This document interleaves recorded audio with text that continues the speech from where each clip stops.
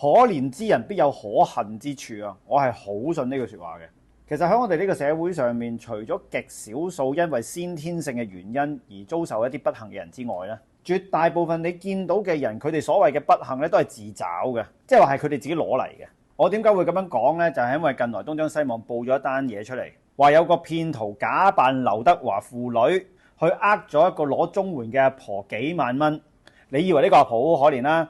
點知東張西望去訪問佢嘅時候，佢仲要執迷不悟，鞠躬道歉嘅，因為我無能啊，接唔到佢翻嚟啊嗱，無能咋，並不代表我否認佢係劉康娜。